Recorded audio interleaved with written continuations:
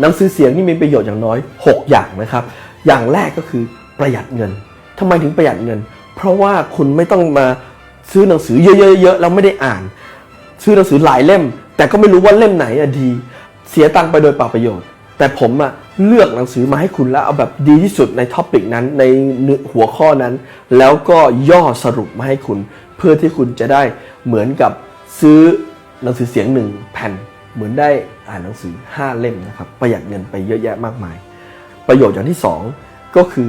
ประหยัดเวลาคุณฟัง1ชั่วโมงเหมือนคุณได้ฟังแต่เนื้อแต่แก่น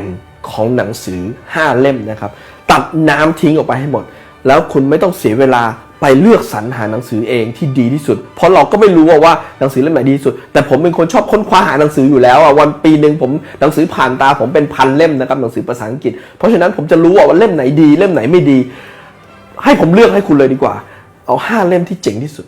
ข้อ3ประโยชน์ข้อที่3นะครับก็คือฟังได้ทั้งครอบครัวนี่เป็นฟีดแบ็กอันนึงที่ผมก็ตอนแรกก็ไม่รู้เหมือนกันนะครับว่ามันมีฟีเจอร์นี้ด้วยมีลักษณะพิเศษอันนี้ด้วยแต่แฟนๆเขียนเข้ามาบอกว่าเขาซื้อไปแล้วฟังกันทั้งบ้านนะครับก็คือฟังกันบนรถให้ลูกฟังด้วยให้ภรรยาฟังด้วยให้สามีฟังด้วยให้เพื่อนฟังด้วยให้คุณพ่อฟังด้วยคุณแม่ฟังด้วยโอ้โหฟังกันทั้งบ้านเลยถ้าคุณซื้อหนังสือไปเนี่ยถ้าเป็นหนังสือเล่มกว่าจะแจกให้อ่านกันทั้งครบทั้งบ้านเนี่ยและที่สำคัญเขาไม่อ่านด้วยซ้ำการได้ฟังเนื้อหาร่วมกัน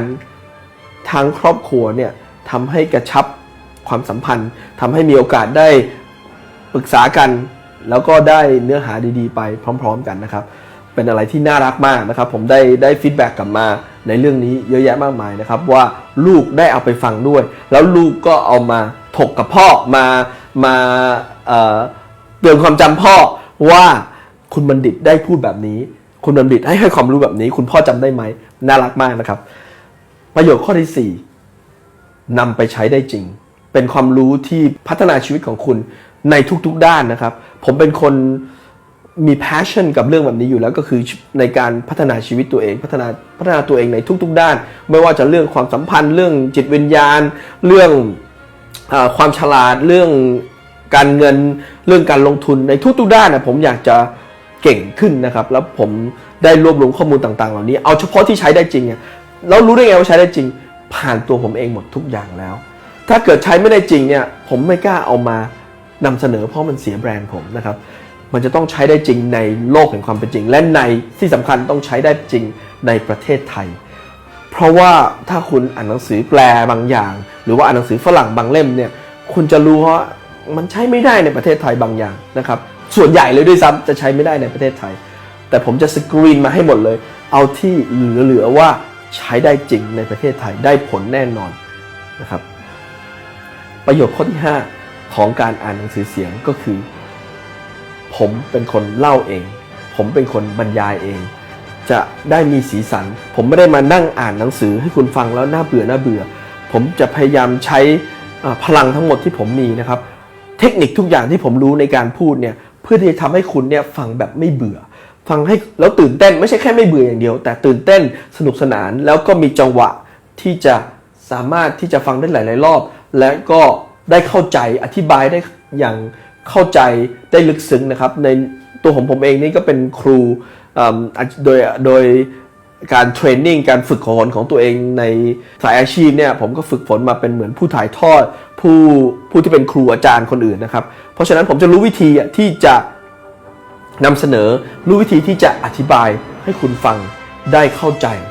และข้อสุดท้ายนะครับข้อ6ประโยชน์ที่สำคัญมากเลยคือคุณเปลี่ยนเวลาที่น่าเบื่อในชีวิตทั้งหมดเลยเนี่ยกลายเป็นเวลาที่คุณเนี่ยพัฒนาชีวิตตัวเองอัปเกรดชีวิตตัวเองให้เป็นคนที่เก่งขึ้นดีขึ้นทุกๆวันนะครับเวลาที่ผ่านคุณสังเกตถ้าคุณเป็นคนกรุงเทพหรือคนที่อยู่บนรถเยอะๆเนี่ยขับรถไปต่างจังหวัดเยอะๆเสียเวลาไปวันหนึ่งอาทิตย์หนึ่งเนี่ยหลาย10ชั่วโมงแต่ถ้าคุณใช้เวลาเหล่านั้นเนี่ยเป็นเวลาที่พัฒนาสมองของคุณเองภายในเวลาไม่กี่ปี2-3 ปีคุณเรียนได้1ภาษาภายในเวลาไม่กี่ปีคุณกลายเป็นเซียนการลงทุนภายในเวลาไม่กี่ปีคุณเป็นคนที่ประสบความสำเร็จคนหนึ่งในสายอาชีพของคุณเอาไหมครับประโยชน์6อย่างนี้เนี่ยมาด้วยการลงทุนแบบน้อยนิดในหนังสือเสียงที่ผมได้ผลิตขึ้นมานะครับสรุปสุดท้ายนะครับสิ่งเหล่านี้เนี่ย นอกจากจะเป็น passion ของผมเป็นความรักของผมเนี่ยผมหวังว่าจะเป็นสิ่งที่จะให้คุณค่าให้กับคนไทยทุกคนที่ต้องการพัฒนาตัวเองนะครับและเราขอเชิญทุกท่านมาเยี่ยมเราได้นะครับที่บูธคบบัณฑิตหรือเว็บไซต์นะครับ www.bandit.org/shop สุดท้ายนี้ก็ขออวยพรทุกท่านนะครับ